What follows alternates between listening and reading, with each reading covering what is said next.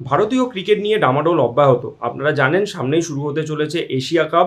সেই এশিয়া কাপের দলে যে সকল ক্রিকেটাররা রয়েছেন তারা ইতিমধ্যেই ফিটনেস টেস্ট দিতে বেঙ্গালুরুর ন্যাশনাল ক্রিকেট একাডেমিতে গিয়ে একে একে করে নিজেদের ফিটনেস টেস্ট দিচ্ছেন।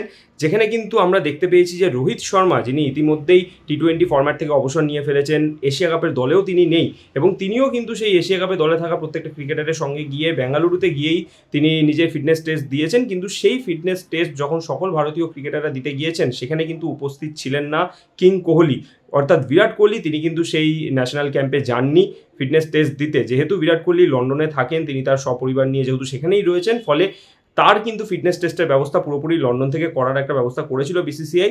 তবে এখানেই প্রশ্ন উঠছে, যেখানে রোহিত শর্মা ভারতীয় ওডিআই অধিনায়ক, তিনি যখন বেঙ্গালুরুতে গিয়ে, যেখানে তিনিও এশিয়া কাপের স্কোয়াডে নেই, তিনি যখন বেঙ্গালুরুতে গিয়ে এই ফিটনেস টেস্ট দিতে পারছেন, তাহলে কেন বিরাট কোহলির জন্য আলাদা রকম নিয়ম করা হচ্ছে এবং আলাদা রকম সুবিধে তাকে দেওয়া হচ্ছে? এই নিয়ে কিন্তু ইতিমধ্যেই প্রশ্ন উঠেছে ভারতীয় ক্রিকেট মহলে।